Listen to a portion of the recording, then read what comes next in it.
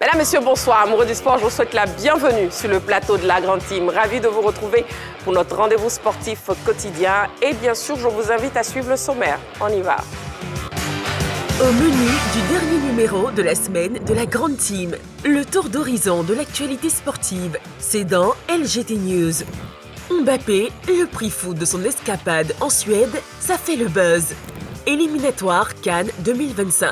Que faut-il désormais pour améliorer le jeu des éléphants? Vos avis sur la question LGT de ce soir seront les bienvenus au cours de la rubrique Actu.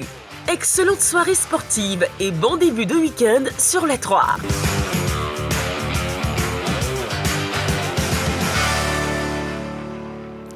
Voilà, nous sommes ensemble, amoureux du sport, ce vendredi soir pour le dernier numéro de la semaine de la Grande Team.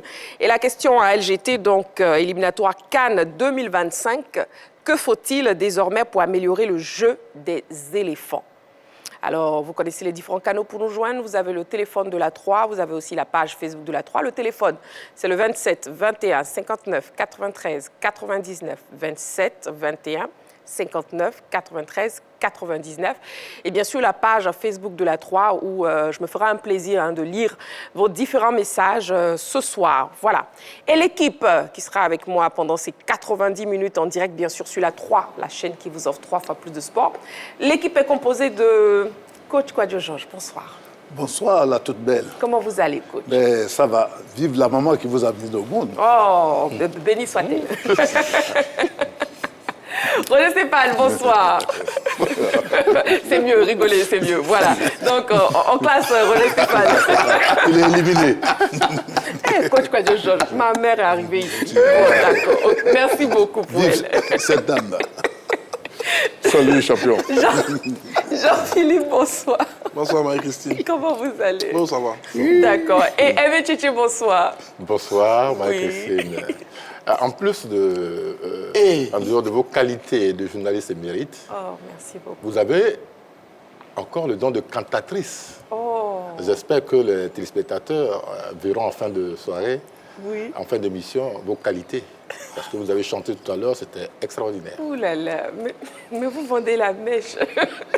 Cantar. Est-ce que je vais m'en sortir ce soir entre celui qui bénit ma mère et celui qui dévoile le secret de cantatrice? Elle va sûrement Oui. composer des musiques pour la prochaine église de Roger Stéphane. Ah Elle ouais, se former pour devenir Sans pasteur. oublier. Bon, J'ai bien aura de la concurrence. Franchement, avant que tout part dans un descendant, franchement, c'est là que je dois lancer la pub. Mais je pense que ça sera LGT News d'abord. Allez, on part pour les news de ce soir. On y va. LGT News. Débutons les news avec le rallye international SSV de San Pedro. Plus de 20 équipages attendus. Le rallye international SSV de San Pedro aura lieu du 15 au 17 novembre prochain.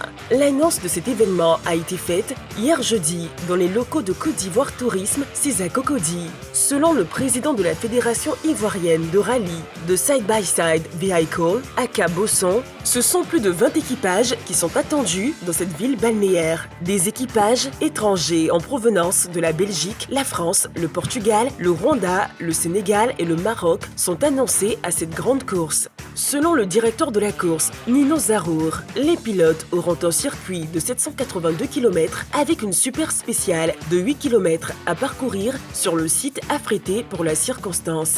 À noter qu'une étape de nuit San Pedro Grand Bérébi San Pedro tiendra en haleine les férus de sport mécanique. Ce rendez-vous sportif de renommée internationale promet d'être un spectacle inoubliable. Ce rallye, c'est bien plus qu'une simple compétition. C'est un vecteur de développement pour notre pays. Il contribuera à promouvoir l'image de la Côte d'Ivoire à l'international, à dynamiser l'économie locale et à créer des emplois. Également, l'occasion de mettre en valeur le talent de nos pilotes ivoiriens qui n'auront rien à envier de leurs homologues étrangers. Sport d'entreprise, l'athlétisme à la 33e édition de la Ligue Sport Coton. Boaké va accueillir la 3e édition de la Ligue Sport Coton du 26 au 27 octobre prochain. Et pour cette édition, l'athlétisme sera au menu des compétitions. L'information a été donnée hier par Kwaku Brou, président du comité d'organisation de la compétition. Après Korogo et Ferkessédougou, où le Maracana était la seule discipline, Boaké verra l'entrée de l'athlétisme s'ajouter à la liste. La Ligue Sport Coton est une compétition qui valorise le sport au sein de la filière coton tout en mettant à l'honneur performance collective et excellence individuelle. Le président du comité d'organisation invite les acteurs de la filière à la mobilisation pour une réussite totale du rendez-vous du centre de la Côte d'Ivoire.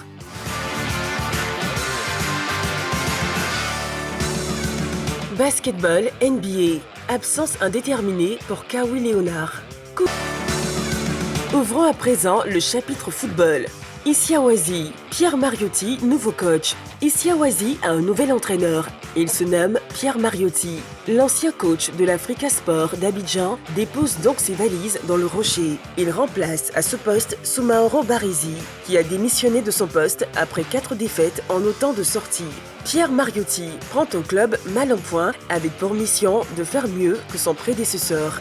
Le technicien français rencontrera sur son chemin ses anciens joueurs de l'Africa Sport, vu qu'ils évoluent dans le même groupe.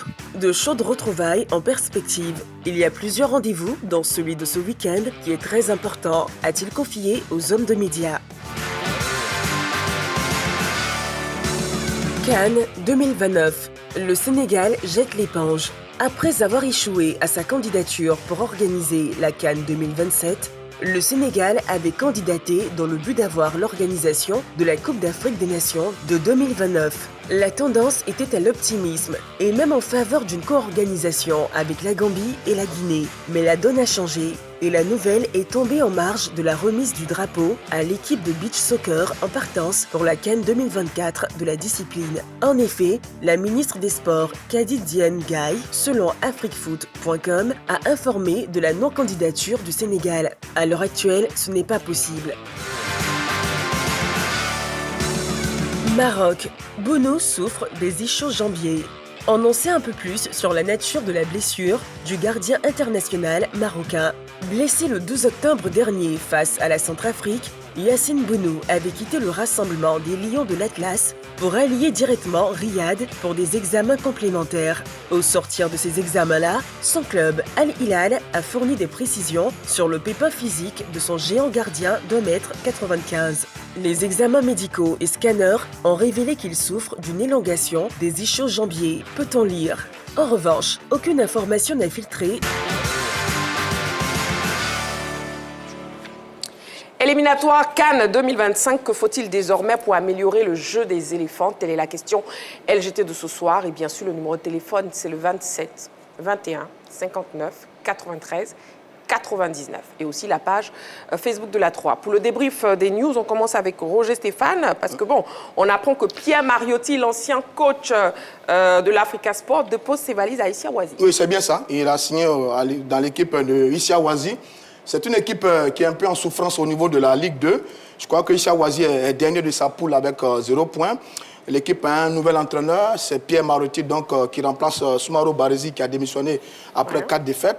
Il faut savoir que Mariotti, c'est l'ancien coach de l'Africa Sport d'Abidjan. Il n'y a pas longtemps d'ailleurs, il était à la tête de l'Africa Sport d'Abidjan. Et donc, il devrait pouvoir croiser son ancien club avec son nouveau club, car les deux équipes évoluent dans la même poule au niveau de la Ligue 2. Maintenant, il faut savoir que les lignes bougent du côté de Issiawazi. Alors, certaines informations ont dit que le club est vendu. Eh bien, j'ai parlé avec les dirigeants du club cet après-midi. Le club n'est pas vendu, c'est à Chifo. Il se trouve que le club se transforme en une société de gestion, comme le stipule le nouveau test au niveau du football ivoirien. Et donc, les dirigeants cherchent de nouveaux partenaires pour prendre des actions au sein de cette équipe du club, de l'équipe de Issiawazi, ce qui est tout à fait normal. Et donc, en ce moment, les dirigeants sont en discussion avec M. Stéphane Kipré, qui est intéressé. J'ai appris que les discussions sont très avancées Maintenant, est-ce qu'elles vont aboutir? Ça, c'est un autre débat. Mais dans tous les cas, les discussions sont avancées et on espère que les discussions vont aboutir pour que ce club-là puisse avoir une bouffée d'oxygène pour redevenir un peu le grand club qu'il a été à l'époque quand il évoluait encore du côté de la Ligue 1. Et c'est une bonne chose parce que certains ont dit que l'environnement du football ivoirien n'est pas intéressant, on ne peut pas donc prendre des clubs. Je trouve que c'est des acteurs qui ne veulent pas travailler parce que ça bouge énormément. Vous avez le cas de Nikos Taïro avec l'équipe du Sporting Club de Gaïwa. Vous avez la famille Fakori avec l'équipe du Football Club de San Pedro, de Yamoussoukro. Vous avez l'équipe de Tchologo également, derrière laquelle se trouvent de puissantes personnes. Et aujourd'hui, on a l'équipe de Issa Wazi qui intéresse un jeune milliardaire homme d'affaires. Et ça, c'est très bien pour le football ivoirien. Il y a longtemps que j'appelais cela de mes voeux de voir des personnalités riches investies dans le football. C'est en train de se faire. C'est une très bonne chose. Prions que les discussions aboutissent avec Stéphane Kipré et qu'il prenne des actions dans cette équipe d'Issa Wazi. Ce serait une très bonne chose pour le football ivoirien. En tout cas, Pierre Mariotti, ancien coach de l'Africa Sport, nouveau coach de Issa Wazi. Oui, coach Georges. Il a fait de bons résultats avec l'Africa. Il était dans le trio de tête, je crois, 2 ans successivement. Mais bon, il n'a pas pu aussi ramener l'équipe en première division. Mais ce n'est pas un mauvais entraîneur. Il a prouvé ce qu'il vaut. Il a gagné de très grands matchs. Ici, il a fait ce qu'il fallait faire. Donc aujourd'hui, je pense que Issa Wazi a quand même quelqu'un d'expérience qui connaît le championnat ivoirien et qui va apporter sa connaissance. Bon vent donc à Pierre Mariotti dans son nouveau club. CAN 2029, le Sénégal jette l'éponge. Jean-Philippe. Oui, écoutez, le Sénégal qui a voulu organiser la Coupe d'Afrique des Nations, finalement se voit contraint de désister à cette volonté-là. Il faut dire que cette compétition est passée à une autre étape depuis 2019. Depuis l'arrivée de Ahmad Ahmad à la tête de la Confédération africaine de football, on le sait, ça avait toujours été une volonté de la FIFA de faire passer un cap à la Coupe d'Afrique des Nations. Gianni Infantino en avait fait son cheval de bataille.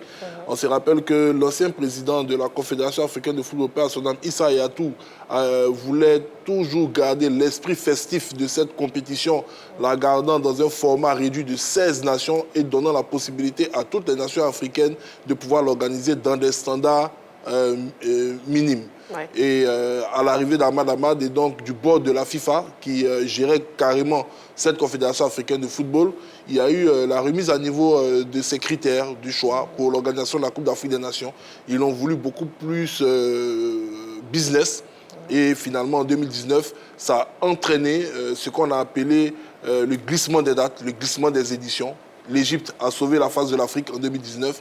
En 2021, ce fut le cas du Cameroun, avec, je dirais, beaucoup d'enseignements tirés de cette organisation. Et ces enseignements ont été répercutés sur l'édition ivoirienne parce que la CAF était beaucoup plus sévère en termes d'appréciation de ce qui était fait. Et finalement, la Côte d'Ivoire a relevé ce défi avec brio. Maintenant, on se rend compte que après la Côte d'Ivoire et le Maroc, plusieurs nations africaines sont dans une optique de co-organisation. Parce que, il faut le dire, la Côte d'Ivoire, quand les spécialistes essaient de chiffrer l'organisation de cet événement, on parle d'un cumul de 1000 milliards entre les routes, les hôpitaux, les équipements, les stades, la logistique. Et donc, pour une nation comme le Sénégal aujourd'hui, les dirigeants se disent investir autant d'argent dans une compétition, peut-être que ce n'est pas la priorité du pays actuellement. Et avec les nouveaux dirigeants qui sont arrivés, peut-être qu'ils veulent se concentrer sur autre chose. Et donc, ils ont décidé de désister à l'organisation de la compétition en 2029. On sait déjà que la prochaine édition en 2025 aura lieu au Maroc. En 2027, ce sera une co-organisation entre 3 pays, le Kenya, l'Ouganda et je crois la Tanzanie, si ma mémoire est bonne. Bon, je verrai, j'ai un trou de mémoire. Donc, ça va partir au niveau de l'Afrique australe. Maintenant, en 2029, bon, si le Sénégal a désisté, on attendra de savoir quelle nation pourrait l'organiser. Peut-être l'Afrique du Sud, peut-être on sera dans une édition tournante, donc on attendra de voir, mais le Sénégal a décidé de passer son tour. Moi, je suis un peu triste pour les éléphants. Pourquoi pas la Côte d'Ivoire? Encore. Oui, Sur ça, je ne vais pas lui couper la parole, vas-y. Non, allez-y. Il a terminé. Oui, alors sur ça, oui, moi je soutiens l'idée de Georges, parce que la Côte d'Ivoire a déjà un héritage. La Côte d'Ivoire ne va plus réinvestir dans la construction des stades. Et c'est ça qui fait la force du Maroc. Le Maroc organise toutes les compétitions, mais sans rechigner. Dès qu'un pays organisateur, un pays choisi est en difficulté, ils se présentent et tout de suite, ils organisent. Parce qu'en plus de savoir bien organiser, ils ont des hommes au niveau de la CAF qui prennent aussi des décisions. Bien sûr. Donc, si la Côte d'Ivoire peut soulager le Sénégal en 2027, pourquoi pas? Eh ben, c'est tant mieux. C'est tant mieux. Hein. Et puis nous, on est prêts à recevoir à nouveau. Hein, ça fait partie de la diplomatie du sport. Voilà, tout simplement. Allez, messieurs, on marque une petite pause, juste le temps de la publicité. Et on se retrouve dans quelques secondes, hein, très chers téléspectateurs, pour la suite de l'émission. À tout de suite.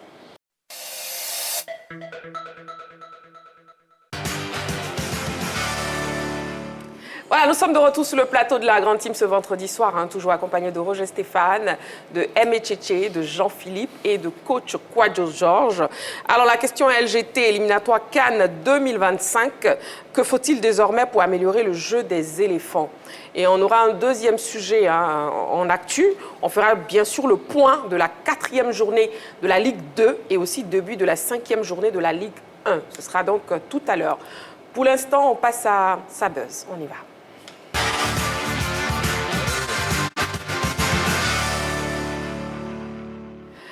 Durant la trêve internationale, Kylian Mbappé, qui voulait déstresser, a fait une folie lors d'une escapade. Bon, on regarde cet élément et après, on en parle sur le plateau de la Grande Team. Laissé au repos par Didier Deschamps lors de la dernière fenêtre FIFA, Kylian Mbappé a profité de la trêve internationale pour décompresser et reprendre en pleine forme la suite des compétitions avec le Real de Madrid. Destination, la Suède, où il a effectué d'énormes dépenses. Une escapade de 4 jours qui aura coûté une bonne fortune, selon les estimations du pilote sollicité par l'équipe. La facture de Kylian Mbappé devrait tourner autour de 100 000 €, soit plus de 65 millions de francs CFA. En effet, après un premier vol entre Madrid et Stockholm, l'avion a ensuite mis le cap sur la Corse avant de revenir sur Madrid, non sans une halte au Bourget. Le jet privé loué pour l'occasion par l'international français aura effectué une quinzaine d'heures de vol. Et selon l'outil Small Emitters Tool, utilisé par le quotidien sportif, ce voyage de 4 jours avec une distance de 6600 km aura émis pas moins de 25 tonnes de CO2. Et ça crée le buzz, bien sûr. Bon, Kylian Mbappé qui dépense plus de 65 millions de francs CFA pour une petite escapade de 4 jours. Coach Kwadjo Georges. Mais vous savez que c'est des jeunes gens qui ont suffisamment d'argent. Leur talent leur apporte beaucoup d'argent et aussi, ils sont suivis de partout. Donc, par moment, ils ont besoin de se cacher. Et se cacher, c'est pas rien. Ça demande beaucoup d'argent, et c'est rien pour eux, pour leur équilibre. Donc, mais voilà que lui, il a été suivi, les paparazzis et autres, tout. Bon, ben, pour l'instant, il n'est pas...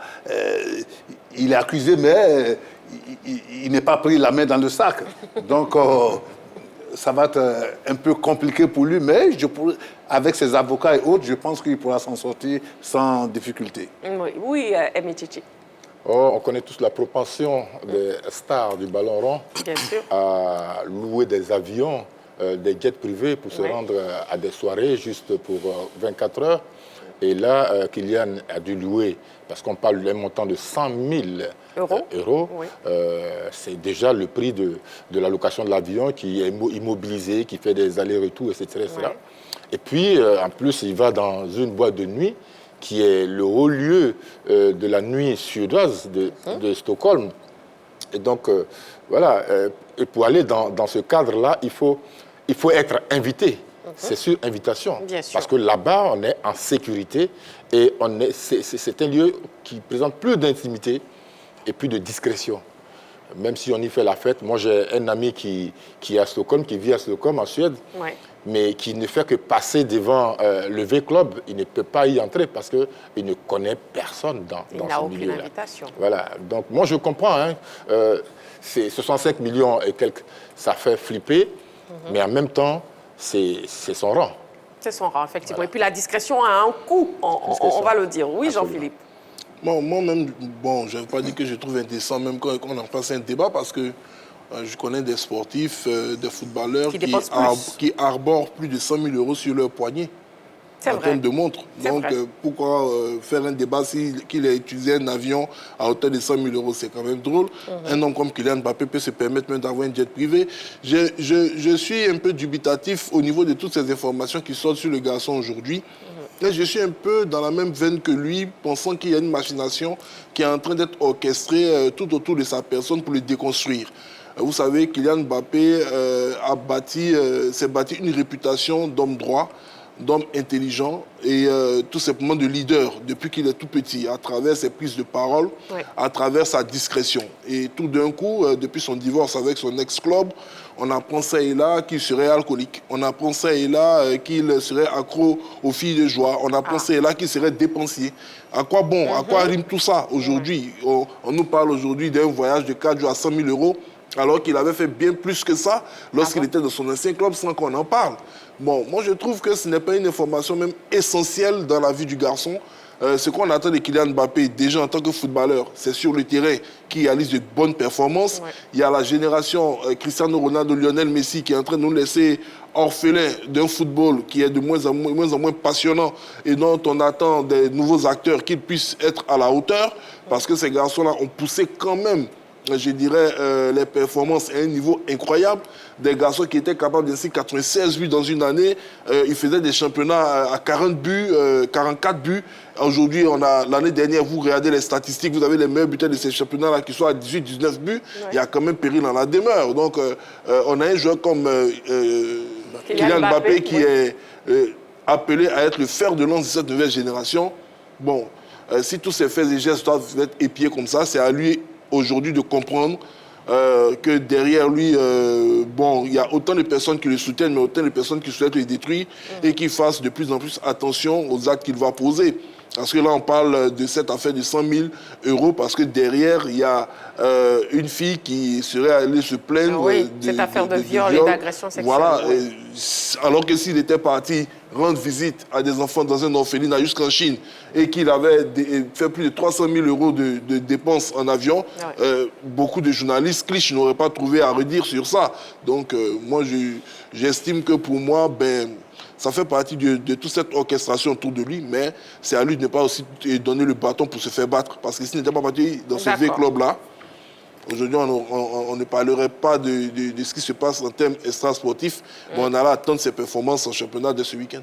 D'accord. Roger, c'est pas écoutez, moi, tout ce non, moi je ne suis pas content. Je ne suis pas content de Kylian Mbappé. C'est vrai que quand on est jeune, mais je vais vous dire, quand on est jeune et riche, on peut se permettre ce qu'on veut. Quand on a l'argent, on se fait plaisir, on se facilite la vie, etc., etc. Bon, 100 000 €, ce n'est pas extraordinaire du tout. Hein.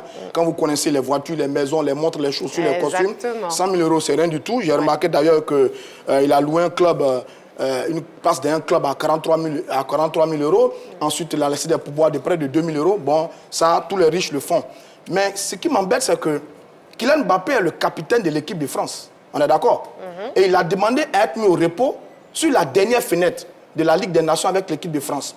Et à côté de ça, on le retrouve en train de flamber, en train de se promener en Suède. Moi, j'ai un problème à ça. Peut-être que c'est une manière de stresser. Non. Moi, j'ai un problème à ça.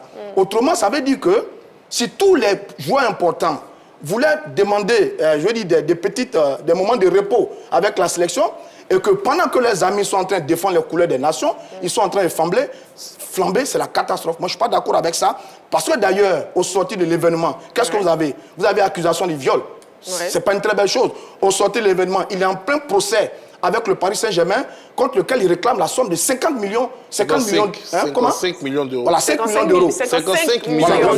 C'est la même chose. 50 millions, 55 millions, c'est la même chose. Autant d'argent. Et puis vous avez l'épisode maintenant de la sélection. Je trouve que ce n'est pas une bonne attitude pour un capitaine. Un capitaine qui est demandé à mettre au repos, il se repose, il récupère et après, il vient jouer au football. Mais quand on demande un repos en tant que capitaine et qu'on va flamber dans un autre pays, je trouve que ce n'est pas une attitude de capitaine et je ne suis pas du tout content de l'attitude de Kylian Mbappé. D'accord, oui, coach Kadio Georges. Non, on va pas faire le tchatcher ici. Ah, bien sûr. Et on va pas aller épiloguer. On va pas épiloguer là-dessus. Exactement, oui. Mais quand on a fait des sélections et qu'on connaît la vie des joueurs, il y a des choses, on n'est pas surpris. Ah, merci coach. Moi, si vous me permettez en quelques secondes, ce que j'aimerais dire, c'est que déjà, Kylian, il a de grandes qualités. C'est un grand donateur en France. Il aide beaucoup de jeunes. Dans ce qu'il gagne comme argent, il partage énormément aux démunis.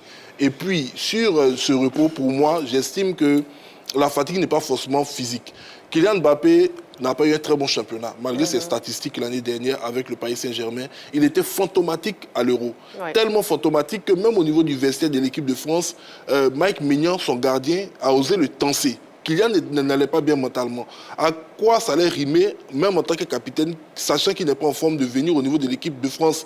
Vu qu'aujourd'hui, beaucoup de personnes parlent, on trouve qu'il n'est pas performant, Deschamps ne doit pas l'appeler, Deschamps ne doit pas le convoquer. Il a voulu laisser au moins les jeunes monter en puissance. Donc, il a préféré se mettre sur le bord pour que l'entraîneur soit libre d'aligner qu'il veut. Maintenant, malheureusement, dans cette fenêtre où il est allé un peu décompresser, il y a eu tout ce scandale. Il y a eu tout ceci. Bon, on ne va pas épiloguer. Je voulais dire un mot aussi. Non, c'est bon. Comment ça marche? Vous avez assez parlé, je voulais dire un mot aussi. Tous les deux. Allez, bon, on marque une petite pause pour la publicité. Après, on revient pour le sujet principal de l'actu de ce soir, éliminatoire Cannes 2025. Que faut-il désormais pour améliorer le jeu des éléphants? Et bien sûr, comme je vous l'ai dit en début d'émission, on fera le point de la 4e journée de la Ligue 2 et aussi début de la 5e journée de la Ligue 1. Allez, pause publicitaire.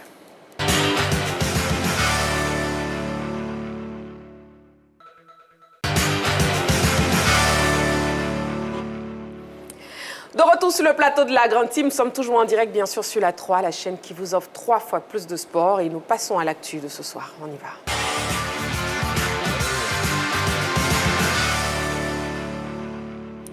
Bien entendu, le téléphone est ouvert à présent. Vous pouvez donc nous appeler au 27 21 59 93 99 27 21 59 93 99. Éliminatoire Cannes 2025. Que faut-il désormais pour améliorer le jeu des éléphants? La défaite des éléphants face à la Sierra Leone vient rappeler que tout est loin d'être parfait. Alors, face aux lucarnes apparentes, aux lacunes plutôt apparentes, des ajustements s'imposent. Mais avant, suivons cet élément préparé par la rédaction et après, on revient sur le plateau de la Grande Team pour en parler. Voilà, que faut-il désormais pour améliorer le jeu des éléphants? Vous avez la parole au 27 21 59 93 99. Et sur la page Facebook de la 3, nous avons Esaïe Ngoran qui nous dit « Bonsoir à la team. Pour moi, il n'y a pas grand-chose à faire. Peut-être il faut qu'il joue un peu plus rapidement dans la construction du jeu et dans les transmissions parce que sur ces aspects, je pense qu'ils sont un peu lents. Et puis, être clinique et tueur devant les buts. » Voilà, c'est donc l'avis de Esaïe Ngoran. Et maintenant, j'attends l'avis des membres de la team sur le plateau. Aimé Tchétché, on commence avec vous. Eh bien, bon, moi, je parle de crainte par rapport à la CAN à venir. Oui. Mais il faut surtout préparer cette équipe nationale. Bien sûr. Psychologiquement, et puis sur l'ensemble du jeu. Parce que qu'est-ce qu'on constate, comme votre... l'internaute. Ouais, l'internaute l'a dit tout à l'heure, je partage son avis. En possession de balles, les éléphants sont très lents.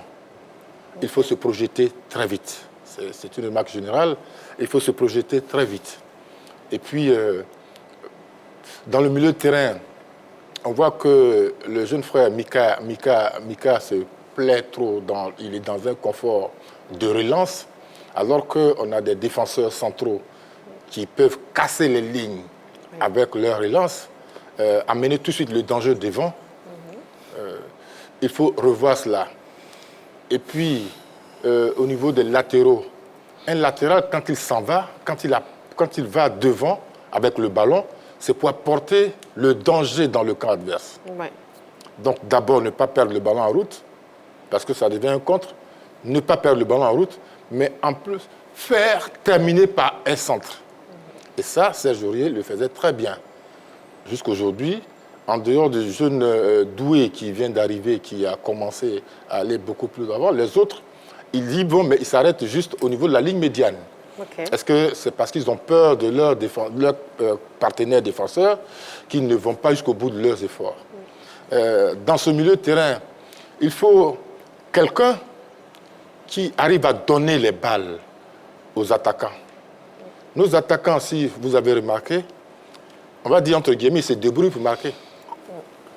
Quand ce n'est pas un milieu de terrain qui frappe de loin comme Seko ou comme Sangaré, c'est difficilement que l'attaquant de pointe a un ballon de but. Crasso, lui, il se débat, il est dans son registre personnel. Il se débat, ouais. Et de ce fait, il se transforme en dernier passeur et buteur. Mais les buts qu'il marque, généralement, ce ne sont pas les passes qui viennent de ses partenaires. Généralement, il va au contact, il arrache le ballon et il marque. Voilà, donc ce sont des choses à améliorer. Sur nos ailiers, on a de très bons ailiers. Que ce soit Diakité, que ce soit Guessant, que ce soit Pépé, ce sont de très bons ailiers. Mais leur rôle, d'abord, c'est de faire des centres, d'alimenter l'attaquant. Tous les buts qu'Alain marquait en équipe nationale, ce sont des centres d'attaquants. Voilà, ça arrive de moins en moins. D'accord. Et donc, voilà, je pense qu'ils doivent pouvoir s'améliorer en jouant en équipe. D'accord, très bien. Allez, donc que faut-il désormais pour améliorer le jeu des éléphants? Roger Stéphane, on vous écoute. Écoutez, c'est une question difficile que vous nous posez là. Deux aspects. Ouais. Pour l'aspect comportemental par rapport à l'équipe, le staff technique est bon, on n'a pas de problème à ça. Il est même très bon vu le travail qui a été fait sur certaines phases de jeu. Le staff technique est bon, mais on devrait prendre peut-être moins de risques dans la composition de l'équipe. On l'a constaté sur le dernier match, ça n'a pas très bien tourné. Il faut partir sur des bases sûres et des hommes sûrs, comme on a su bien le faire avec des joueurs clés dans la sélection. Ensuite, il faut respecter et prendre tous les adversaires au sérieux. On a le sentiment que cette équipe de la Sierra Leone pour ce match retour, on ne l'a pas très bien considérée, etc. Ça nous a créé des difficultés. Il faut jouer les matchs comme une finale. Tous les matchs, les aborder sereinement, les jouer franchement comme une finale. Et puis, il faut continuer de faire jouer la concurrence au sein de l'équipe, comme ça a été fait la Coupe d'Afrique, c'était bien. Et il faut travailler à ramener l'esprit qu'il y avait à la CAN, cette révolte, cette volonté de vouloir faire un résultat. Ça, c'est pour l'attitude.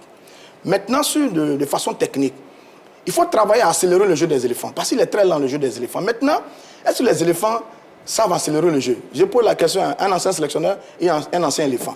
De ma mémoire de journaliste, c'est en 1994 qu'on a pratiqué la Coupe d'Afrique en Tunisie, qu'on a pratiqué un très beau football que tout le monde a aimé. Mais après, le jeu des éléphants a toujours été très lent. Est-ce qu'on peut travailler à accélérer le jeu des éléphants? Deuxième élément, il faut varier nos attaques. Il y a un stéréotype dans notre jeu. C'est ailier, débordement, centre en retrait. Une équipe très intelligente, si elle bouche les couloirs, on sera en difficulté. Il faut travailler à varier nos attaques par rapport aux phases offensives. Et puis le dernier élément, il faut jouer pour gagner ensemble et non gagner individuellement. C'est-à-dire qu'on peut faire le travail et puis aller aimer les buts. Mais quand aller aimer les buts, c'est toute l'équipe qui gagne la CAN. Ce n'est pas un individu qui gagne la CAN. On a le sentiment par moment qu'il y a des solistes qui veulent eux aussi mettre un peu les grains de sel. Quand je regarde le penalty que Diakité Oumar va arracher dans les mains de Franck Kessié, on peut avoir ce sentiment. Jouer ensemble, gagner ensemble pour l'équipe. Si on travaille ces quelques ingrédients, ça peut peut-être amener du plus-value à ce qu'on a déjà, parce qu'il y a de la très bonne qualité dans l'équipe. Mais il faut continuer à travailler pour améliorer et faire beaucoup mieux que ce qu'on voit en sous. Très bien, Roger Stéphane. En tout cas, vous mettez l'accent sur le travail d'équipe, surtout. Monsieur Diomandé Mamadou nous appelle de Sipilou. Bonsoir, Monsieur Diomandé Mamadou. Allô? Je crois qu'on doit avoir un souci, là. Allô? Monsieur Diomandé Mamadou? Allô? Bon, d'accord. Bon, vous pouvez nous rappeler au 27 21 59 93 97. Je pense que ce problème sera rapidement. Éliminatoire CAN 2025, que faut-il désormais pour améliorer le jeu des éléphants après Roger Stéphane et Méchiché? Coach Kouadio Georges, on vous écoute. Je pense que ici, je ne veux pas m'ériger en donneur de leçons, mais voir quelques constats quand même. Oui. Je souhaiterais que l'équipe technique pense à un match Uruguay-Côte d'Ivoire. C'est un match référence pour moi. Et ça, depuis que le coach Fayet est là, c'est un grand match, un match important qu'il a pu faire. On a vu l'équipe rehausser son niveau mentalement, techniquement et tout à la fois. Donc pour moi, ce match, il est un match de référence qu'ils doivent voir chaque fois en ligne de mire quand ils ont un match. Okay. Aussi, le match de la CAN, Guinée équatoriale, Côte d'Ivoire. Ah.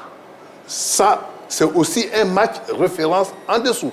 On fasse beaucoup attention que ce genre de match ne se répète pas, qu'il n'arrive pas demain. Donc, c'est deux pôles, pour moi, qui pourraient permettre à l'entraîneur, il a déjà gagné la CAN, il sait comment gérer une équipe. Tous les Ivoiriens sont contents de lui quand il fait un changement, un remplacement, et quand il compose ses équipes. Nous sommes contents de lui. Moi, je ne vais pas lui donner des leçons, mais je vais lui demander de voir ces deux matchs. Okay. À partir de ces deux matchs, lui-même et son staff pourront tirer les leçons qu'il faut pour pouvoir avoir une équipe compétitive. Voilà ce que moi j'ai à dire. Sinon, quand je vois Seri Jean-Michel au match de la Sierra Leone, sortir après un coup à la première mi-temps, après je vois Kessié qui sort à la mi-temps, et ensuite Seko qui ne joue pas, j'ai comme l'impression qu'il y a quelque chose qui ne va pas. Et ça, c'est au niveau de l'équipe. Entre eux, le staff, les joueurs, l'équipe elle-même, ils doivent vraiment discuter parce qu'on ne peut pas avoir un milieu de terrain aussi tout nouveau, des jeunes gens pour un match, même si c'est sur du synthétique. Mais aussi, si aussi le synthétique pose problème, il faudrait qu'ils en parlent, qu'ils se préparent en fonction. Parce que toutes les deux équipes jouent aussi sur du synthétique. Donc voilà quelques éléments que je voulais relever et que le staff puisse y réfléchir. D'accord, ok. Que faut-il désormais pour améliorer le jeu des éléphants? C'est donc les propositions de coach Kouadio Georges. Et puis Jean-Philippe, on vous écoute maintenant. Bon, la dernière fois sur ce plateau, il y a un téléspectateur qui a employé une maxime qui m'est restée à l'esprit. Il a dit qu'on ne change pas une équipe qui gagne, on améliore plutôt une équipe qui gagne. Exactement. Moi, je considère la gestion des équipes nationales comme la matérialisation d'un projet. Un projet qui doit aboutir, bien évidemment, à l'atteinte des objectifs. Et l'objectif de la Côte d'Ivoire pour la prochaine Coupe d'Afrique des Nations, c'est de la remporter, d'aller à la prochaine Coupe du Monde et d'y faire une bonne figure. Exactement. Mais on n'arrive pas dans ces compétitions-là sans avoir la certitude au moins de son 11 de départ, de sa manière de jouer et surtout de sa capacité à se procurer des occasions. Sur ce plateau, je crois que les intervenants, au niveau de certains, ont parlé des lourdeurs dans le jeu des éléphants de Côte d'Ivoire. On ne peut pas jeter également aux oubliettes les jeunes loups qui ont joué cette rencontre sur une pelouse synthétique qui était, à mon sens, inadéquate pour accueillir des éliminatoires de la Coupe d'Afrique des Nations en 2024. Mais on ne va pas accuser le terrain vu qu'il y a eu quand même plusieurs acteurs sur cet espace et la Côte d'Ivoire a perdu. Ouais. Mais à la longue, j'aimerais, si ça doit arriver, qu'on puisse juger de la prestation des garçons dans des circonstances normales. Maintenant, pour en revenir au sujet sur l'amélioration de l'équipe nationale, comme je le disais tantôt, il faut à l'entraîneur Emel Faye maintenant de faire de plus en plus confiance en son 11. Parce que dans le 11 de départ qu'il donne, il y avait jusqu'à cette dernière rencontre 7 ou 8 noms qui revenaient irrémédiablement dans ce 11-là. Donc on sentait que quelque chose était en train d'être bâti. Raison pour laquelle, même en s'asseyant, même en faisant une sieste, et c'est comme si son équipe évoluait comme un avion sans pilote, ils allaient toujours trouver les moyens de pouvoir battre l'adversaire. Or là, sur cette rencontre face à la Sierra Leone, je pense qu'il a essayé, il a tenté quelque chose de dangereux. La veille de ce match, on a été interrogé ici pour savoir quelle pourrait être la sélection probable des éléphants de Côte d'Ivoire. Moi, j'avais bien évidemment, comme la plupart ici, inscrit Eric Bailly au niveau de cette liste de 11 entrants, sauf que le jour où je l'ai vu évoluer auprès d'Agbadou et non auprès d'Indika, j'ai eu quand même une certaine crainte. Je me suis dit, mais à quoi joue le sélectionneur de l'équipe nationale en mettant en place cette paire défensive?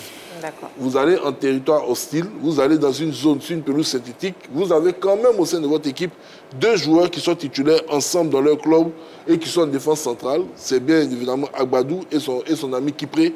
Pourquoi, pour les automatismes, l'entraîneur ne les a pas alignés et il a voulu faire jouer Eric Bailly et Agbadou? Lui seul a la réponse à sa question. Bien entendu. Sans pour autant l'accabler parce que c'est quelqu'un pour qui j'ai beaucoup de respect. Maintenant, comme je le disais tantôt pour terminer, je l'ai dit, il faut améliorer cette équipe, mais il ne faudrait pas commettre l'erreur de faire ce qu'on a eu à faire du côté de la Sierra Leone, c'est-à-dire qu'il ne faudrait pas chambouler le 11 entrant. Pour que la Côte d'Ivoire puisse continuer à gagner ses rencontres, il faut qu'Emile Soye maintenant fasse jouer continuellement son 11. C'est vrai qu'il va pouvoir faire quelques ajouts en cas d'indisponibilité ou de blessure de l'un des joueurs de ce 11-là, mais personne ne lui en voudra d'essayer de bâtir une équipe nationale qui va de plus en plus faire rêver les Ivoiriens au-delà de la compétitivité de cette équipe-là. Ok, très bien. Nous avons un appelant de Yopougon. Bonsoir, monsieur. Bonsoir, monsieur. Madame. Bienvenue sur le plateau de la Grande Team. Vous vous appelez comment, s'il vous plaît? Monsieur Abdoul. Monsieur Abdoul, d'accord, ok. Bon, la question LGT, que faut-il désormais pour améliorer le jeu des éléphants? On vous écoute. Pour moi, pour améliorer le jeu des éléphants, il faut que le coach arrive à... Déjà qu'il maîtrise déjà son effectif, mais d'abord sur le terrain, il faut qu'il apporte un discours pour pouvoir canaliser certains joueurs. Ok. Je rejoins M. Roger Stéphane qui a évoqué le pénalty de Omar Diakité qui a essayé d'arracher la balle à Franck Kessié. Intelligemment, Franck Kessié n'a pas fait de tapage, il a remis le ballon. Et ce sont des actions qu'on ne doit pas voir au sein de l'équipe nationale, même sur le terrain. Ok.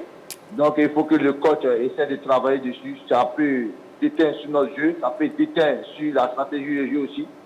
Et je crois que aussi, sur Omar Diakité aussi, il est indiscipliné tactiquement. Et sur les ailes, il faut que le coach aussi travaille beaucoup pour que les attaquants de pointe soient servis. Donc je rejoins encore M. Tchétché Aimé pour que l'alimentation de l'attaque des éléphants soit orientée vers les buts. Les buts, c'est un objectif pour toute l'équipe. Ok, c'est bien noté. Merci beaucoup pour votre participation. Merci. Merci, madame. Voilà, je vous en prie. Sur la page Facebook de la 3, nous avons M. Koulibaly qui nous dit qu'il faut un bon milieu de terrain. Sinon, le milieu de terrain est faible et non combatif. D'accord, ok. Bon, un problème au niveau du milieu de terrain. Oui, coach Kwadjo Georges. Oui, je pense que oui, il y a un problème au niveau... Qui est souvent dominé, le milieu de terrain qui est souvent dominé. Quand on a vu le dernier match, et c'est de cela il s'agit, on a vu le dernier match, je vous ai dit, les sorties de série Jean-Michel, aussi du capitaine Kessié, ensuite Seko même qui n'a pas été aligné du tout, et nous avons un garçon aussi qui n'a pas été appelé, bon, Sangaré, tout ça c'est de très bons joueurs aussi qui peuvent apporter. Sangaré a une grosse expérience dans cette équipe, et je pense que Sangaré et Kessié et Seko sont des garçons qui nous marquent des buts par moment, qui nous aident, qui permettent à cette équipe-là de se sortir d'affaires. Donc aujourd'hui, ça fait 3 à 4 matchs, je ne sais pas, mais Sangaré est porté disparu et je pense qu'il faut le chercher partout où il est. Il est blessé, il faut le chercher partout où il est pour le ramener, même s'il est blessé. D'accord, donc du coup, la bonne combinaison pour le milieu, Aimé? Oui, alors le milieu me rappelle un peu, ça m'amène à parler un peu plus de l'erreur d'Eric Bailly. On en a parlé déjà. On en a parlé déjà. Non, mais il y a des éléments qui s'ajoutent. Ah bon? Oui. Défensivement, Eric Bailly, il a le ballon. Il est en souffrance sur le côté droit. Est-ce qu'il donne le ballon à son gardien, même si je pense qu'il devait sortir le ballon en touche? Est-ce qu'il donne le ballon à son gardien? Il y a quel milieu de terrain qui vient à sa rescousse? Il est resté seul là à lutter avec le ballon. C'est ça aussi. On doit se soutenir dans une équipe. Oui, bien sûr. C'est ce que je voulais souligner. Là, il n'y a pas eu de soutien. Alors, même si, par fantaisie, il a voulu garder le ballon, ça c'est un autre débat. Mais c'est une remarque qui concerne tout ce milieu de terrain. Il n'y a pas eu de soutien. Voilà. Et en phase de transition, l'équipe nationale, les éléphants sont très bons. Le problème, c'est en contre-transition, où on laisse beaucoup d'espace. Et ça, C'est bien que ces 2 matchs contre la Sierra Leone montrent ces failles-là, mais ce sont des choses que nous avions relevées avant. Avant. Maintenant, la Sierra Leone est venue enfoncer le clou en nous sortant une première mi-temps excellente et puis un match tout à fait parfait chez eux. Voilà, c'est ça. Vrai. Pour les Ivoiriens, ce sera un match qui ne restera pas dans les annales du point de vue des statistiques. Hein. Bien sûr. Mais l'adversaire a fait son match. À supposer que sur les 2 matchs qui nous restent, bon, on jouera un match ici, d'abord en Zambie. En Zambie. Et après ici. L'autre ici. À supposer que les Zambiens choisissent un stade synthétique. Comment on fait? Puisque ça semble être la tare des Ivoiriens. Comment on fait? Il va falloir jouer. Bien sûr. Donc, le terrain, c'est pour tout le monde. Moi, je pense que ce n'est pas... on ne peut pas mettre la défaite sur la qualité du terrain. Non. D'accord. Voilà. C'est dans le jeu de l'équipe nationale de Côte d'Ivoire qu'il y a eu beaucoup de manquements. OK. C'est bien noté. Nous avons un appelant de Tabou. Bonsoir, monsieur. Bonsoir, Marie-Christine. Bienvenue sur le plateau de la Grande Team. Bonsoir, la team. Bonsoir. Et vous vous appelez comment, s'il vous plaît? Lablesse. Monsieur? Lablesse. Monsieur Lablesse. Lablesse Oui, comment? Je m'appelle Lablesse. D'accord, OK. Bon, bienvenue. Et puis, on vous écoute. Qu'est-ce qu'il faut améliorer dans le jeu des éléphants? Dans le jeu des éléphants, d'abord, l'entraîneur a mal utilisé les joueurs. OK. Parce que je ne peux pas comprendre que vous partez jouer un match. Au coup du match, tu fais déjà 8 remplacements dans ton stade titulaire. OK. C'est déjà trop. Pour un remplacement, au moins, tu déjà ajouté peut-être 2 points et au fur et à mesure, partir pour l'intelligence. OK. Maintenant, côté défense, on ne sent pas une défense qui gagne. Eric Bailly n'avait pas sa place d'être là. Il faut nous envoyer de nouveaux joueurs pour qu'on puisse peut-être apprécier. D'accord. Des joueurs qui ont déjà fait les preuves. Et maintenant, quand on le milieu, oui. Le milieu a besoin d'être amélioré. Et même si on peut même jouer avec un milieu à 4 affiches déjà délicats. OK. Voilà. D'accord, c'est votre avis sur la question. Merci beaucoup. Merci beaucoup pour votre participation à l'émission ce vendredi soir pour l'émission de la Grande Team. Nous sommes toujours en direct sur la 3 et ce jusqu'à 22h. Bon, messieurs, déjà, je vous invite à regarder le bilan statistique des éléphants sous le coach Faye, sous MS Faye. Arrivé en pleine Coupe d'Afrique, hein, évidemment, Faye MS. Alors, le parcours Côte d'Ivoire, Sénégal, 1 but partout, 5-4 tirs au but. C'était la Coupe d'Afrique en 8e de finale, c'est bien ça. Côte d'Ivoire, Mali, 2-1 en quart de finale. Côte d'Ivoire, Congo, 1-0, on était en demi-finale de la CAN. Côte d'Ivoire, Nigeria, 2-1, finale de la Coupe d'Afrique des Nations de football. Match amical, Côte d'Ivoire, Bénin, 2 buts partout. Match amical, Côte d'Ivoire, Uruguay, victoire, 2-1. Éliminatoire Coupe du Monde, c'est bien ça, Côte d'Ivoire, Gabon, 1-0. Éliminatoire Coupe du Monde encore, Kenya, Côte d'Ivoire, 0-0. Éliminatoire Coupe d'Afrique, Côte d'Ivoire, Zambie, 2-0. Éliminatoire Coupe d'Afrique, Tchad, Côte d'Ivoire, 2-0 pour les éléphants. Éliminatoire Coupe d'Afrique, Cannes, Sierra Leone, Côte d'Ivoire, Sierra Leone, 4-1. Et puis le dernier match qu'on vient à peine de jouer, Sierra Leone, Côte d'Ivoire, défaite 1-0. Le bilan donne 12 matchs, 9 victoires, 2 matchs nuls et 1 défaite, 19 buts inscrits contre 8 buts encaissés. Faye MS, qui jusque-là faisait un parcours sans faute, a perdu enfin. Sur les buteurs avec cette équipe, Diakité Ouma et Franck Kessié, ils ont 4 buts chacun. Jean-Philippe Crasso a 3 buts. 2 buts pour Sébastien Haller qui était absent sur ces derniers matchs. 1 but pour Simon Adingra. Max Alain Gradel qui a pris sa retraite. Guéla Doué, le latéral droit. Seko Fofana au milieu du terrain. Et Nicolas Pepe sur un des côtés de l'attaque des éléphants qui a fait un excellent retour pour cette fenêtre. Roger Stéphane, justement, impression après ces statistiques. Maintenant, elles sont belles. Il n'y a pas de drame quand même. Sur les matchs disputés, 12, on a gagné On en a gagné 9. On était dans un sans faute parfait jusqu'à ce qu'arrive cette défaite face à l'équipe de la Sierra Leone. Non, il n'y a pas de danger. Les statistiques sont très belles. Depuis la Coupe d'Afrique des Nations, notamment ce match face à l'équipe du Sénégal, il y a une révolte qui a été lancée. Les éléphants ont très bien réagi. On a gagné la Coupe d'Afrique. Et la confirmation, c'est la victoire en finale face au Nigeria que nous avons gagné lors de la première journée de la phase de poule. Et puis comme chef, le coach Kwadjo l'a révélé tout à l'heure, on a fait 2 gros matchs, notamment le match amical face à l'Uruguay, qui est une vraie référence. Donc jusqu'à présent, Faye Metz et son groupe étaient totalement tranquilles, on était fiers. Maintenant, on a fait un dernier match qui a montré quelques éléments. Évidemment, quand il y a de nouveaux éléments qui rentrent en ligne de compte, on est en droit de les souligner pour les présenter devant notre sélectionneur, dont la qualité, le potentiel ne sont pas du tout remis en cause, dont nos statistiques sont très très bonnes. Maintenant, une équipe, ça se travaille, ça continue de travailler. Bien sûr. Il y a des enjeux qui nous attendent, notamment la Coupe d'Afrique en 2025, la Coupe du Monde en 2026. Il est évident que nous avons parfaitement raison de toucher du doigt certains aspects pour amener de la correction, pour amener plus de qualité, pour permettre aux éléphants d'être plus performants. Sinon, les statistiques des éléphants sous Faye Metz sont très très bonnes. D'accord. Touchons donc du doigt l'attaque. Jean-Philippe, est-ce qu'on peut toujours parler d'une à-l'heure dépendance en attaque? Non, mais je ne pense pas. De toutes les façons, je pense que quasiment à chaque match, mis à part le dernier, on a toujours trouvé la faille, que ce soit des milieux, des attaquants.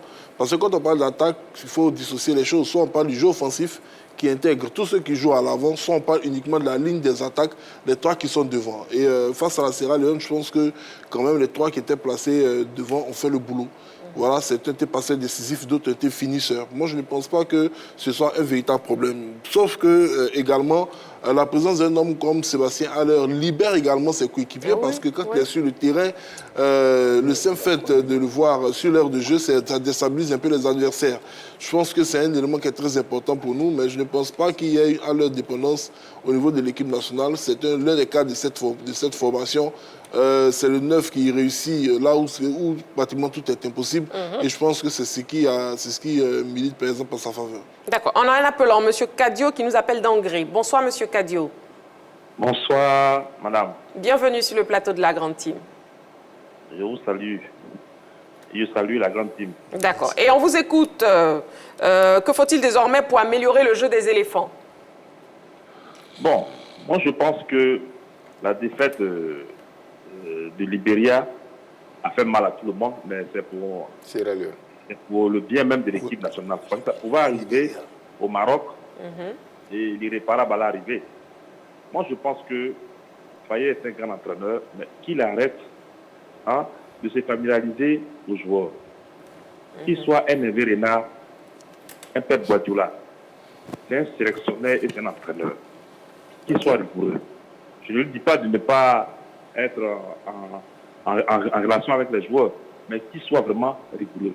Je pense que l'équipe de Côte d'Ivoire avait un ADN depuis la CAN. Comme l'équipe de l'Argentine a peiné dans les années jusqu'à ce que l'entraîneur puisse avoir son équipe type. Et pour avoir accès aux 11 entrants, ce n'est pas le fait de marquer 15 buts avec choses qu'on peut mettre avec Dortmund. Non, ce n'est pas ça. Il faut mériter sa place. Donc tu dois jouer peut-être les 15 minutes, 12 minutes, jusqu'à ce que tu aies accès aux 11 entrants.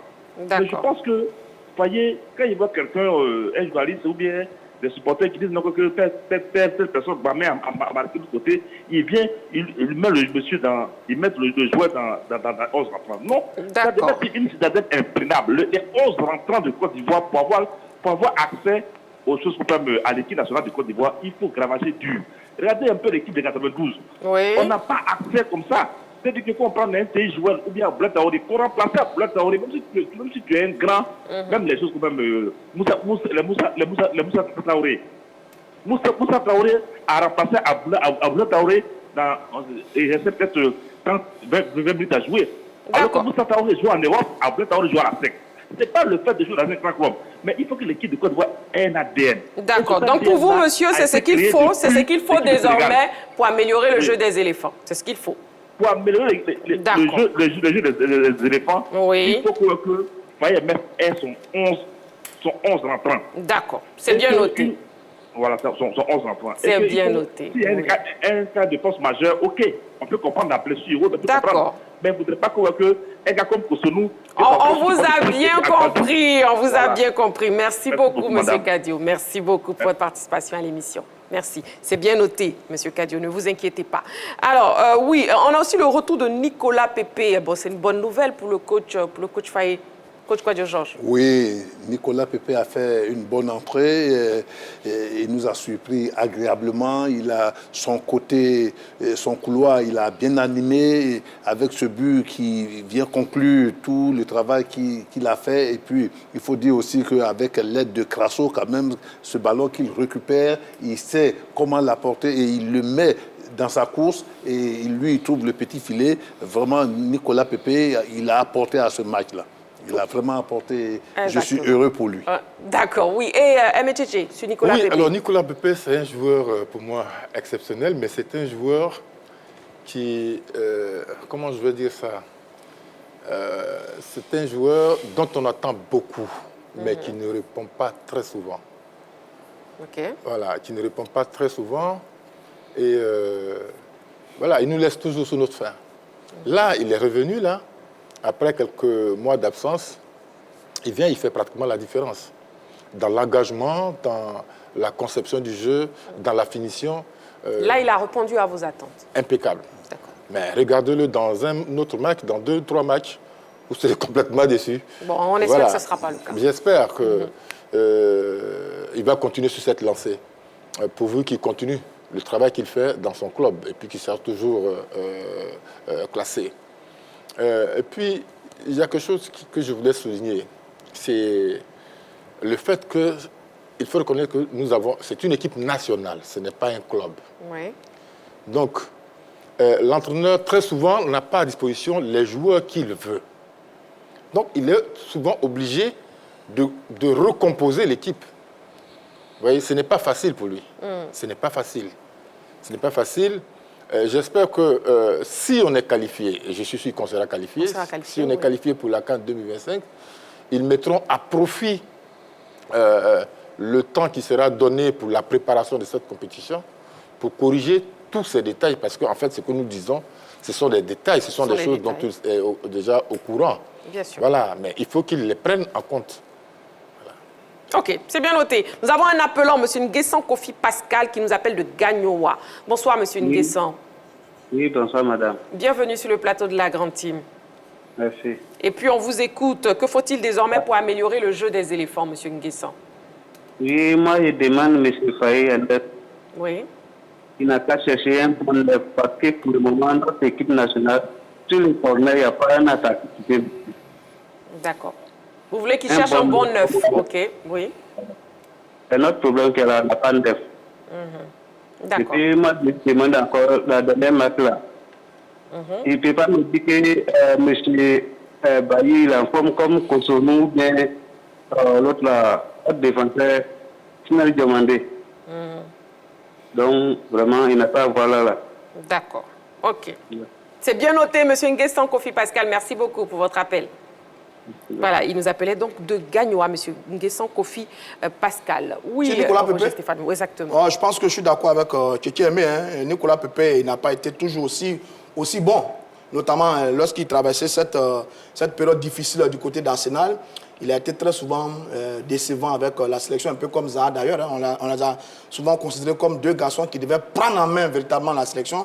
Ce n'a pas été toujours le cas, malheureusement. Mais par contre, sur cette fenêtre, il a été très bon. Le match face à la Sierra Leone, San Pedro, il a été vraiment très bon. Moi, j'étais heureux de le découvrir enfin, tel qu'on voulait souvent le voir avec la sélection nationale, dans la conservation du ballon, dans l'orientation du jeu, dans les dribbles, dans la finition. Bon, on a le sentiment que Villarreal lui fait du bien. Il est dans un football technique, mais c'est un garçon technique. Quand on met tous ensemble, quand il revient en sélection, ça va bien pour lui, on est content. Je chute sur Sébastien Haller. Je pense que Jean-Philippe a dit non, mais on peut avoir le sentiment qu'il y a une Haller dépendance en sélection. Parce que Haller a quelque chose de particulier. Il a ce petit truc que les autres n'ont pas. Seulement avec lui, il ne s'installe pas durablement à la tête de l'attaque des éléphants. Il vient de façon séquentielle. Donc, ça nous... On n'a pas le temps de... Depuis 2020-22 qu'il est là, il a 10 buts et 27 sélections. Bon, c'est ça notre problème avec lui. Mais sinon, à l'heure, tant qu'il est là, il sera titulaire, il va mettre des buts. Mais malheureusement, sa présence est trop séquencée. C'est bien noté. Que faut-il désormais pour améliorer le jeu des éléphants? Je vous invite, s'il vous plaît, à écouter le public sportif ivoirien. On y va. MS Faye, il doit sélectionner des joueurs qui sont performants. Il doit avoir cette technique de jeu. Et puis d'abord, dans l'équipe même, ils doivent être à l'écoute.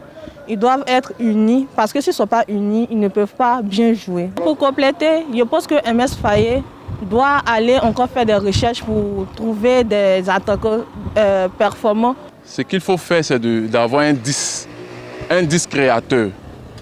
Certes, le milieu est bon, mais qu'ici, avec Seko, ils ont à peu près le même jeu. Il nous faut un 10 créateur. Le jeu des éléphants, c'est déjà au top, en fait. Parce que le dernier, d'autres disons que durant ce dernier match, il y a les joueurs qui n'ont pas assuré, comme Eric Bailly. Bon, moi, je ne suis pas de cet avis, puisque Eric Bailly, il a fait de son mieux. Puisque si les attaquants avaient marqué, il n'aurait pas, on n'allait pas perdre. Déjà, pour améliorer le jeu des éléphants, nous avions constaté récemment les performances par rapport au match de la Sierra Leone. Du coup, le coach Faye MS a relevé un point très essentiel, qui est les conditions de préparation des éléphants. Donc, il faudrait améliorer les conditions de préparation des éléphants, puisque ça a un impact à la fois négatif et positif en fonction sur leur rendement. Aussi, donner la chance aux joueurs, parce qu'on accuse beaucoup Bailly, mais donner la chance aux joueurs de prouver, et le coach, après, il fera on va dire quoi, le choix qu'il convient avec une bonne réserve. Voilà, nous avons le deuxième sujet de l'actu de ce soir, faire le point justement de la 4e journée de la Ligue 2 et début de la 5e journée de la Ligue 1. Mais avant, je vous invite à revoir les news données en début de l'émission et c'est dans LGT News. On y va. LGT News. Débutons les news avec le rallye international SSV de San Pedro. Plus de 20 équipages attendus. Le rallye international SSV de San Pedro aura lieu du 15 au 17 novembre prochain. L'annonce de cet événement a été faite hier jeudi dans les locaux de Côte d'Ivoire Tourisme, César Cocody. Selon le président de la Fédération ivoirienne de rallye de Side by Side Vehicle, Aka Bosson, ce sont plus de 20 équipages qui sont attendus dans cette ville balnéaire. Des équipages étrangers en provenance de la Belgique, la France, le Portugal, le Rwanda, le Sénégal et le Maroc sont annoncés à cette grande course. Selon le directeur de la course, Nino Zarour, les pilotes auront un circuit de 782 km avec une super spéciale de 8 km à parcourir sur le site affrété pour la circonstance. À noter qu'une étape de nuit San Pedro Grand Beribi San Pedro tiendra en haleine les férus de sport mécanique. Ce rendez-vous sportif de renommée internationale promet d'être un spectacle inoubliable. Ce rallye, c'est bien plus qu'une simple compétition. C'est un vecteur de développement pour notre pays. Il contribuera à promouvoir l'image de la Côte d'Ivoire à l'international, à dynamiser l'économie locale et à créer des emplois. Également, l'occasion de mettre en valeur le talent de nos pilotes ivoiriens qui n'auront rien à envier de leurs homologues étrangers. Sport d'entreprise, l'athlétisme à la 33e édition de la Ligue Sport Coton. Boaké va accueillir la 3e édition de la Ligue Sport Coton du 26 au 27 octobre prochain. Et pour cette édition, l'athlétisme sera au menu des compétitions. L'information a été donnée hier par Kwaku Brou, président du comité d'organisation de la compétition. Après Korogo et Ferkessédougou, où le Maracana était la seule discipline, Boaké verra l'entrée de l'athlétisme s'ajouter à la liste. La Ligue Sport Coton est une compétition qui valorise le sport au sein de la filière coton tout en mettant à l'honneur performance collective et excellence individuelle. Le président du comité d'organisation invite les acteurs de la filière à la mobilisation pour une réussite totale du rendez-vous du centre de la Côte d'Ivoire.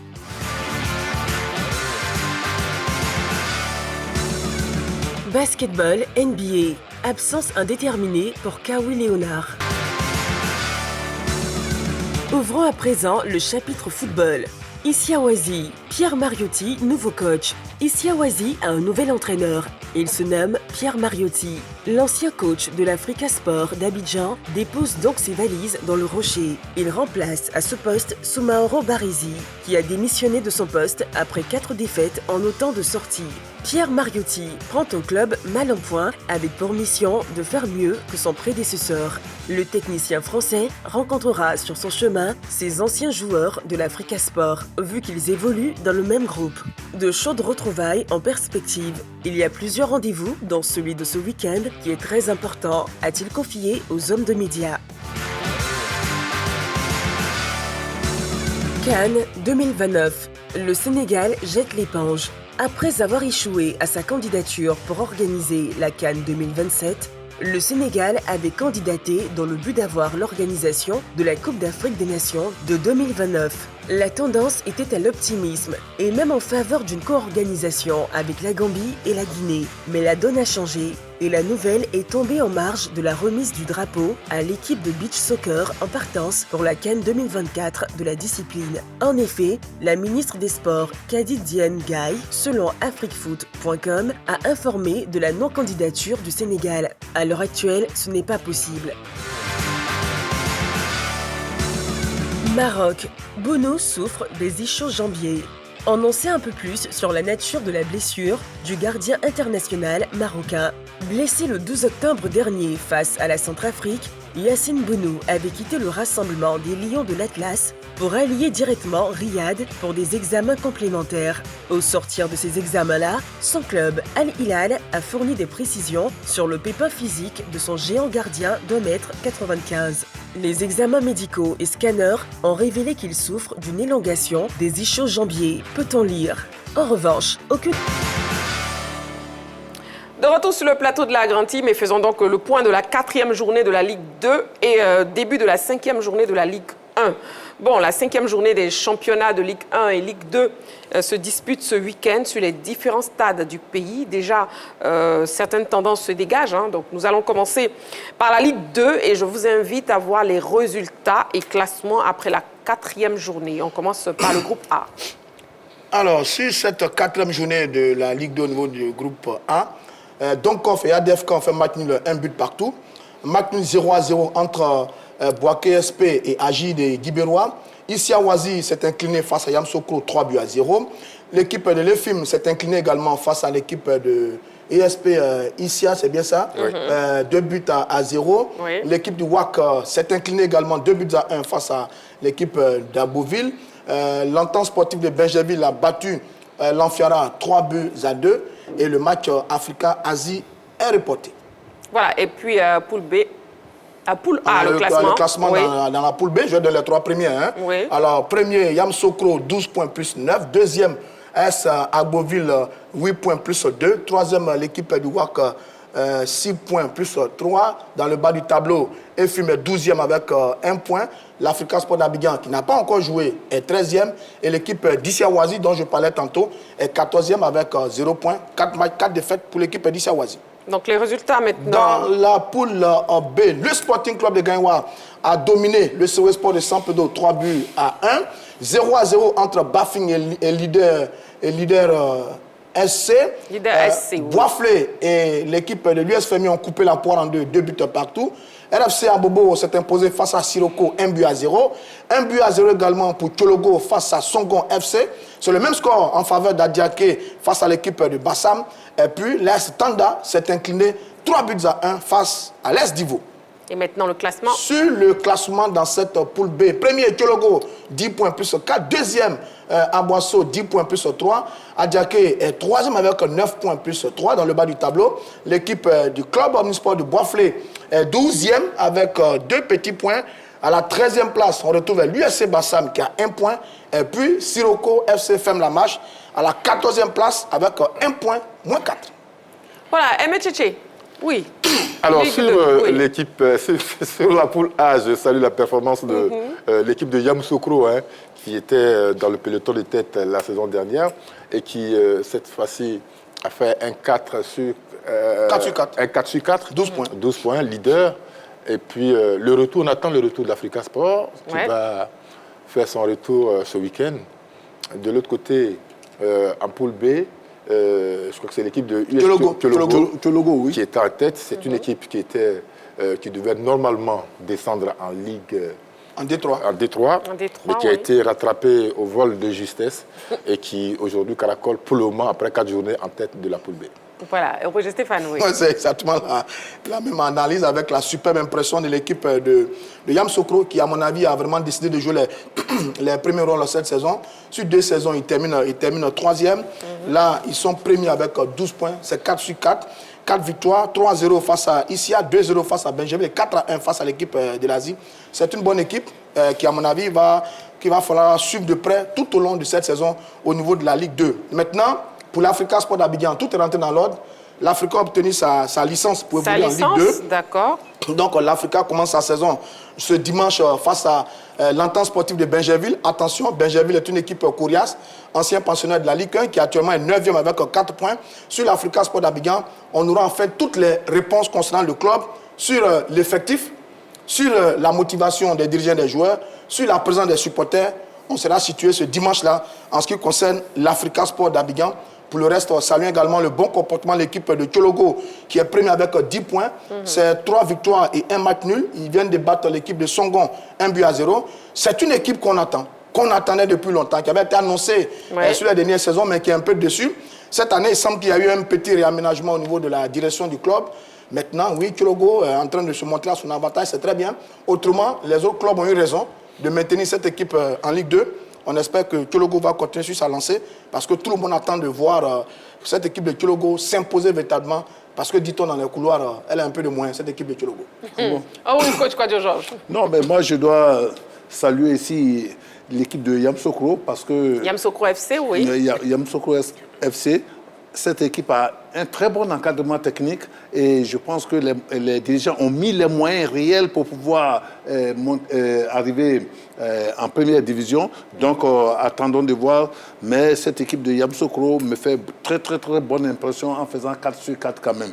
Et puis, bon, on revient à la poule B où Tchologo, qui, comme le disait Aimé ici, Tchologo qui devait descendre, mais a montré que vraiment cette équipe mérite d'être là. Parce qu'elle caracole en tête et comme le championnat il est encore long et Stéphane vient de nous apprendre que cette équipe a les moyens. Ah ouais, j'entends ça. Ah, il vient de nous apprendre. Hein. Il vient de nous apprendre. Moi, je n'ai pas cette information, mais je sais que c'est une très bonne équipe et elle joue très très bien au football et donc attendons de voir s'il y a les moyens. D'accord, on attendra donc de voir. Voyons déjà le programme de la 5e journée de la Ligue 2 qui se joue ce week-end. Alors, sur le programme de cette 5e journée, c'est le résultat qui nous revient. On n'a pas le programme. La Ligue 1. Voilà, donc, ça, c'est au niveau de la Ligue 1. Ça, c'est au niveau de la Ligue 1. Voilà, ça, c'est au tableau de la Ligue 1. Sur donc, le début de la 5e journée. Bon, le Stade Abidjan a battu cet après-midi 3-2 l'équipe de Oza. Ça a été un match formidable. Le Stade menait 3-0 et puis s'est fait remonter vers la fin 3-2 finalement pour s'imposer. La SEC Moselle également, sur la fin du match, s'est imposé face à l'équipe du Racing 2-1. Les jeunes noirs ont ouvert le score. Le Racing a égalisé. Racing a même touché le poteau. Et puis Djerasouba Salif a donné la victoire aux jeunes noirs 2-1. Pour le reste, on aura donc Mouna FC face à l'AS Denguélé. Liste de Sassandra sera face au Stella Club d'Adjamé. Le club Omnisport de Korogo croisera le fer avec la société Omnisport de l'armée. Bouaké FC Iska, deuxième sortie de Iska à suivre de près. Zoma FC sera face à l'AFAD, le grand leader de ce championnat. Et puis enfin Sol FC en découdra avec le champion en titre, le Football Club de San Pedro. Voilà. Donc, puisque nous parlons Ligue 1, la 5e journée qui a débuté ce vendredi au stade Félix Houphouët-Boigny, Jean-Philippe, la SEC Mimosa et puis le stade. Ben, écoutez, je dirais 2 formations avec 2 trajectoires différentes cette saison. Le stade d'Abidjan était 13e avant l'entame de cette journée. Et ils ont composté une victoire. Ça va leur permettre d'améliorer leur ranking à l'issue de cette journée. Côté ASEC Mimosa, est-ce que Julien Chevalier peut créer un ouf de soulagement? On sait qu'il a rencontré l'une des équipes aujourd'hui qui n'est pas du tout en confiance, cette formation du Racing Club d'Abidjan, qui est dans les profondeurs du classement et là, c'est qu'il y a des difficultés pour battre cette équipe sur la magnifique pelouse du stade Félix Houphouët-Boigny.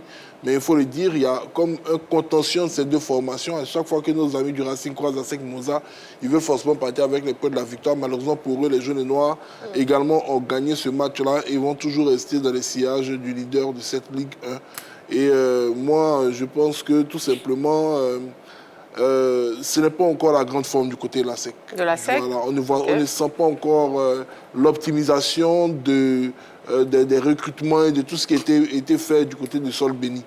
Maintenant, on verra ce que cela va donner sur les prochaines rencontres. Si les jeunes noirs seront capables d'allier des victoires comme ils l'ont déjà fait par le passé, avant de dire qu'ils sont véritablement de retour ou qu'ils sont véritablement supérieurs à leurs adversaires chaque week-end, ce qui ne l'est pas du tout. Il y a aujourd'hui cette démocratisation qui ne dit pas son nom dans le football, qui permet à toutes les équipes d'avoir de très bons joueurs. Et ce n'est plus l'apanage seulement de la SEC Mimosa. Et je pense que les jeunes là sont en train de s'en rendre compte sur les terrains. D'accord. Et puis, on a l'AFAD. Hein. Déjà, est-ce que l'AFAD va continuer sa lancée? Oui, alors on espère pour les joueurs de l'AFAD qu'ils vont continuer parce que, sur cette lancée, parce que généralement, ils nous ont habitués à commencer mais péniblement avant de chuter et de se chercher à se relever après. C'est en cela qu'ils avaient fait appel au jeune coach, l'ancien international, rappelle-moi son nom. Oh, je ne l'ai pas. Romaric pour sauver la baraque. Et puis, c'est une très belle équipe de la FAD qu'on voit cette année, en début de saison. J'espère qu'ils vont continuer sur cette lancée. Après, j'ai vu également une belle équipe du Stade d'Abidjan qui a eu quelques difficultés sur les 2 premières journées, mais qui s'impose là, cet après-midi. Donc rassuré par le Stade d'Abidjan? Oui, rassuré par le Stade d'Abidjan qui a marqué ses 3 buts dans les 15-20 premières minutes, mais qui, en deuxième mi-temps, suite des erreurs défensives, a encaissé 2 buts. Et puis, il y a un match que je vais suivre particulièrement, c'est le match de la SOA, parce que SOA a perdu 3 fois, ils ont gagné 1 fois. Il faut qu'ils gagnent pour la 2e fois face à leur adversaire. Voilà, et puis justement, on redonne le programme qui est disponible maintenant, le programme de la 5e journée de la Ligue 2 qui se joue ce week-end. Ligue 2, c'est bien ça? Oui. Alors, groupe A, ESP Issia face à Azida Bengourou, Africa Sport d'Abidjan face à l'Entente sportive de Benjerville, match à suivre de près, l'Anfiara face à ESP Boaké, Donkov sera face à Issia Wazi, Agboville face à l'équipe de l'EFIM, Agi de Djibérou affronte Yamsokro, ADFK sera face à la formation du WAC. Dans la poule B, leader affronte l'AS Tanda, un ancien pensionnaire en difficulté en Ligue 2. Siroko FC sera face à l'USC Bassam. L'AS Divo en découdra avec le Sporting Club de Gaïwa. Aboisseau face à Bafing. US Fermier face à Songon FC. Tchologo face à l'équipe de Adiaké. Et puis le CW Sport d'Abidjan qui a été battu lors de la 4e journée par Tchologo 3-1. Le CW sera face au club en e-sport de Boisflé. Voilà, Gagnois ou bien pas? Oui, Gagnois, c'est bien ça. Roger Stéphane, un mot sur ce programme? Écoutez, comme je l'ai dit, l'équipe qu'on a tous envie de voir, c'est la formation de l'Africa Sport d'Abidjan, évidemment. Toutes les équipes ont joué, notamment l'équipe de Iska a joué déjà une première journée, vraiment joué un 2e match. La seule équipe qu'on n'a pas encore vue, c'est notre Africa Sport d'Abidjan. Quel est le visage de Vert et Rouge avec tout ce dossier administratif? Maintenant, place au terrain, ce sera au Parc des Sports, si je ne me trompe pas, ce dimanche après-midi face à l'Entente sportive de Benjerville. C'est un match qu'on va tous aller voir pour prendre les nouvelles de l'Africa Sport d'Abidjan. Et on espère qu'il y aura de bonnes nouvelles. On espère. Allez, la grande team de ce soir, c'est terminé. Voilà, donc, messieurs, merci beaucoup. Merci, Amétchétché. Mais je vous en prie. Merci, Jean-Philippe. Merci, Roger Stéphane. Merci, coach Kouadio Georges. Merci, notre toute belle, la Colombe. Vous êtes aimable. Merci à vous, très chers téléspectateurs. Allez, bon week-end, toujours avec les programmes de la 3. Nous, on se retrouve lundi en direct sur la 3, 20h30. D'ici là, prenez soin de vous et n'oubliez pas, faites toujours du sport.